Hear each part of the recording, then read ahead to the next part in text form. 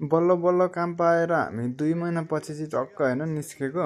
अनि निस्क्यो टक्क साथीहरूलाई ल है साथीहरू ल पछि कन्ट्याक्ट गर्दै गरौँ ल भनेर हामी चाहिँ निस्किहाल्यौँ यहाँबाट। अनि यही गाडी हो हाम्रो चाहिँ टक्क होइन सामान टक्क राख्यो यसमा।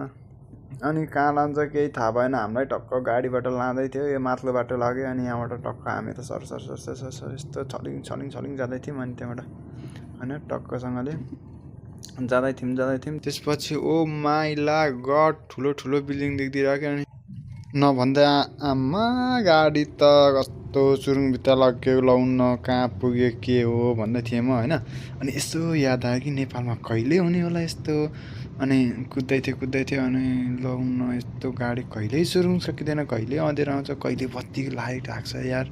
लामो छ यार सुरुङ त। अनि यहाँ त फेरि हाम्रोतिर भए चाहिँ सिधै यस्तो गोलाइ हुन्थ्यो कि यहाँ चाहिँ सिधै सुरुङ खनेर लग्ने त्यो हुँदो रहेछ क्या। अनि त्यस्तो रहेछ यहाँनिर। त्यो टाइपको रोडहरू नेपालमा कहिले बन्ने होला, यहाँ त यस्तो छ यार भन्ने मनमा त्यस्तो लाग्दै थियो क्या मलाई फेरि। अनि ओ माइला गड वाट अ नाइस इज अ बब्बा लामो सुरुङ हो भन्दै थियो। अनि नभन्दा भिडियोलाई अलिकति फास्ट बनाइदिएँ। अब के यतिको त के होला फास्टै भयो भने एउटै सुरुङ हो, ढिलो बनायो भने एउटै सुरुङ हो भनेर भिडियोलाई अलिकति फास्ट बनाइदिएँ। अनि फास्ट बनाएपछि अब टक्क छिटो सक्यो नि त। अझै यत्रो उपाय लाउँदा पनि केही नलागेपछि मैले भिडियोलाई नै फालिदिएँ।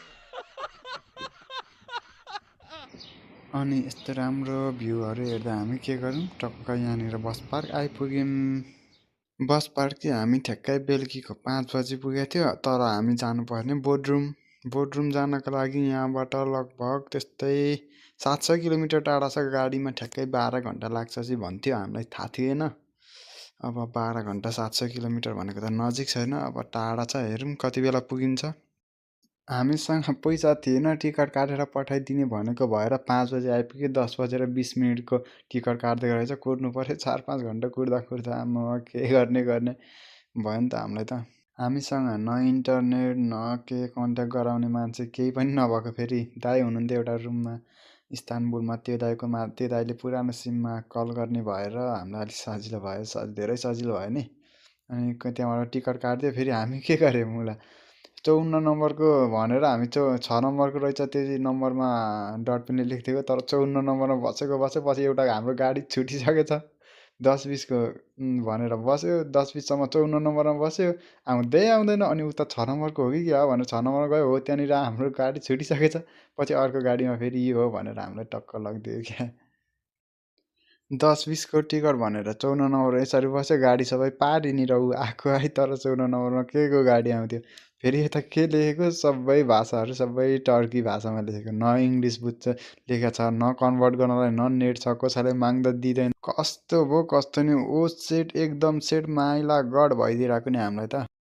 अनि राति हामी गाडी चढ्दाखेरि चाहिँ पुरै अबाटो अँध्यारो भइसकेको थियो। अनि हामी त्यति बेला मैले खासै भिडियो खिच्न पाइनँ, टक्क सुतेँ। बिहानको भ्यू हेरेँ चाहिँ बिहान 8 बजीतिरको भ्यूहरू आयो होइन। बिहान कहाँ पुग्यो त्यो ठाउँ छैन, नेपालको जस्तो भए पो कहाँ हो ल अलिअलि कुन जिल्ला यताउता हेर्न पाइन्थ्यो, नेट पनि होइन्थ्यो।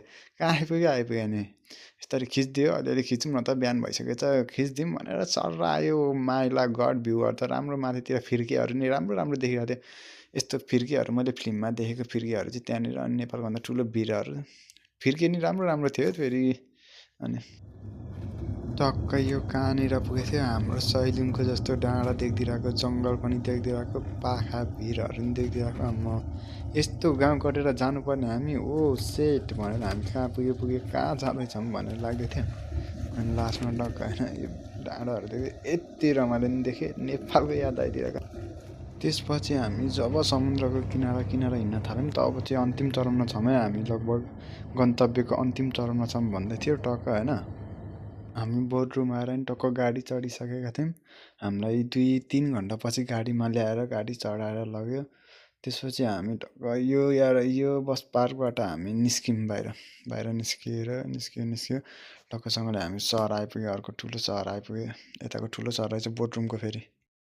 अनि यो सहर आइपुगेपछि हामी ट्याक्कै आइपुगेको अरे अब नजिकै होला होटल भन्दै थियो। टक्क आइपुग्यो भित्र, गाडी साडी रोक्यो। अनि भित्र छिर्यो हामी, पानी खाजासाजा खाइयो। अनि त्यहाँबाट एकछिन होटलको भ्यूहरू हेऱ्यो।